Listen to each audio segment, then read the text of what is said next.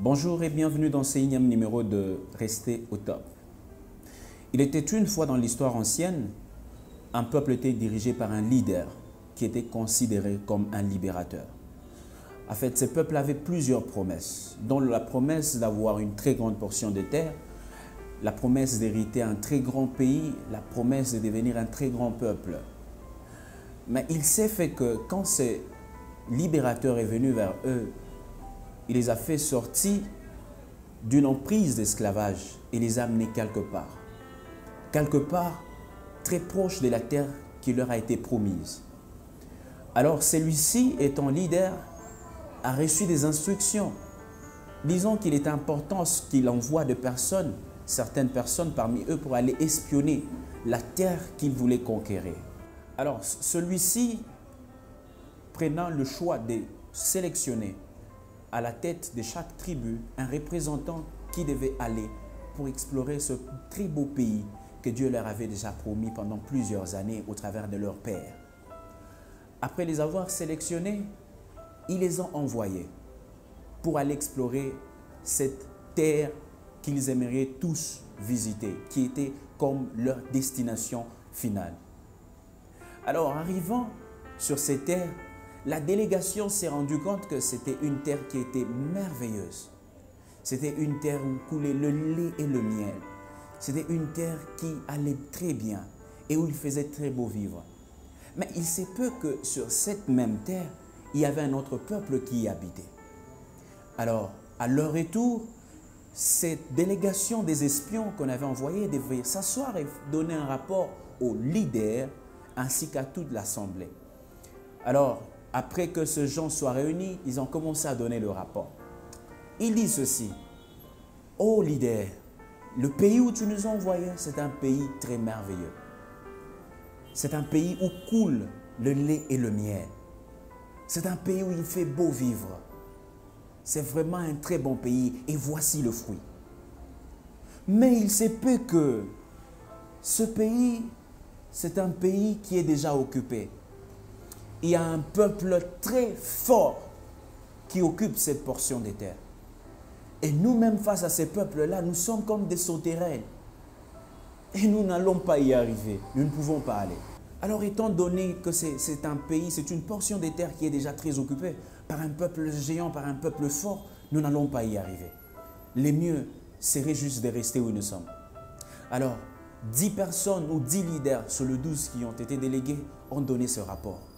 Il s'est fait qu'il y avait encore 2 qui croyaient que c'était possible. Et l'un d'entre eux s'éleva et faisait taire le peuple, disant « Taisez-vous, c'est un pays que nous pouvons conquérir. Il suffit seulement d'y aller et de passer à l'acte. Oui, nous pouvons conquérir. » Alors, étant donné que la majorité avait déjà peur, mais le faible reste a fait toute la différence. Il s'est fait que vous puissiez peut-être vous poser la question de savoir, mais comment ça fait-il qu'il y ait 2 qui croient que c'était possible et que 10 autres croient que cela était impossible? C'est très simple. La chose qui a fait la différence entre le 10 contre les 2 était tout simplement l'attitude.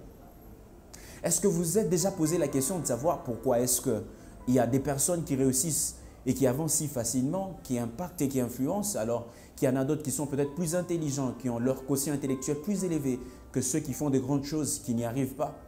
L'attitude peut être l'une des choses qui est à la base. Il peut se faire à ce que nous puissions avoir de promesses de la part de Dieu dans notre vie. Il peut se faire à ce que Dieu nous a promis une vie si merveilleuse, une vie où coule le lait et le miel, une vie d'impact, une vie de joie, une vie de gloire. Mais il est aussi possible à ce que cette même vie que nous voulons pouvoir hériter de la part de Dieu soit une vie qui demande à ce que notre attitude soit une attitude qui correspond à la promesse de Dieu. Alors, l'attitude qui correspond à la promesse de Dieu, c'est cette attitude qui croit que malgré l'adversité, malgré les obstacles, je peux y arriver parce que j'ai l'assurance de la part de Dieu. Car celui qui me protège n'est sommeil ni ne dort. Il n'est pas un homme pour mentir, ni un fils de l'homme pour se repentir. Tout ce qu'il a promis, il est derrière chacune de ses paroles pour l'accomplir. Alors, c'est quoi l'attitude? L'attitude, c'est tout simplement ce conditionnement mental. L'attitude, c'est la manière dont nous arrivons à interpréter notre environnement. L'attitude, c'est cette petite chose qui a ouvert des grandes portes d'opportunités aux uns. Et l'attitude, c'est aussi cette petite porte, cette petite chose qui a plutôt fermé des grandes portes aux autres. Alors, l'attitude conçoit votre monde et détermine votre destinée. Vous pouvez avoir de promesses, mais si votre attitude ne correspond pas à la qualité de promesse qu'il y a sur votre vie, vous n'allez presque pas y arriver. Savez-vous pourquoi? Parce qu'il y aura cette nature humaine, cette nature normale.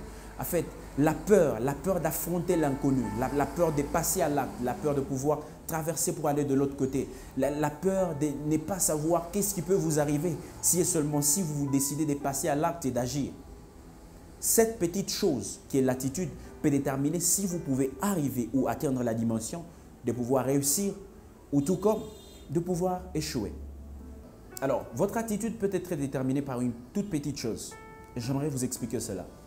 S'il arrivait à ce que je prenais juste un grain de maïs et que je mettrais sur ma main et vous posez la question de savoir qu'est-ce qu'il y a sur ma main, que donnerez-vous comme réponse? Sûrement, vous direz qu'il y a un grain de maïs sur ma main. Est-ce pour autant que vous avez menti? Non, c'est vrai, c'est ce qui est réel, c'est ça que vous voyez. Mais une personne avec une attitude de vainqueur et une attitude d'une personne qui porte la promesse ou les promesses de Dieu, à la place de voir juste un grain de maïs sur ma main, celle-ci peut voir des forêts dans une main. Pourquoi? Parce que si on prend ces petits grains de maïs et qu'on essaye de planter, on aura l'arbre avec d'autres épis de maïs.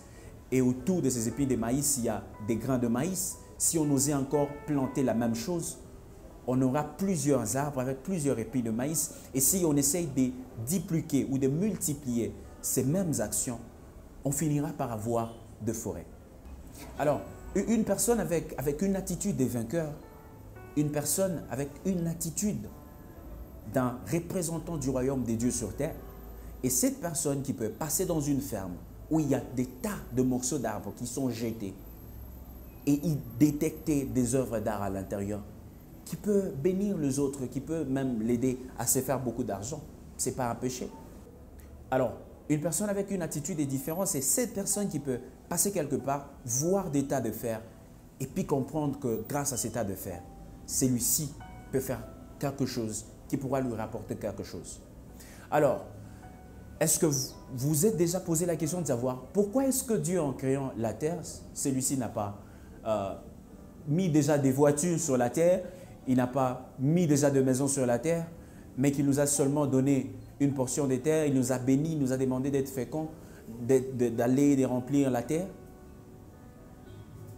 C'est tout simplement parce que tout ce que nous cherchons, toutes ces promesses et leur accomplissement se cachent déjà en nous. Mais il s'est fait que notre attitude peut nous pousser soit à accéder les promesses que nous avons sur nos vies, soit à ne jamais vivre cela, à voir seulement cela de loin et à dire que j'avais de promesses, mais sans avoir vécu ces choses-là. Ça demande du courage pour que vous soyez en mesure de défendre ce que vous croyez être vrai et authentique. Il peut se faire à ce que les jugements que les autres ou l'observation ou les opinions que les autres ont par rapport à ce que vous essayez de tous visualiser ou de regarder puissent être différents de votre opinion. Mais cela ne veut pas dire que vous êtes wrong ou que vous êtes trompé. Il peut se faire à ce que dans la majorité des cas, plusieurs personnes ont toujours eu tort face à quelques poignées de personnes qui parfois ont la vérité. Alors, je vous demande ce soir ou ce matin, ça dépend de l'heure à laquelle vous êtes en train de regarder cette vidéo, de réunir en vous le courage d'être différent des autres. Le courage de ne pas faire en sorte que vous puissiez passer à côté de promesses. Parce qu'une chose est sûre, même si on vous a prophétisé que vous aurez une bonne vie, que vous allez impacter, aussi longtemps que vous ne passez pas à l'acte, aussi longtemps que vous ne vous décidez pas d'agir, rien ne va changer. Parce que Dieu n'est pas un magicien. Et pour que Dieu puisse opérer le miracle, celui-ci passe toujours par les hommes des personnes qui l'ont mis sur notre chemin. Alors, décidez-vous d'être une personne qui peut profiter de n'importe quelle situation qui se présente. Décidez-vous d'être une personne qui voit l'avenir dans le présent. Décidez-vous de ne pas être paresseux. Agissez et vivez les promesses de Dieu dans votre vie. Shalom.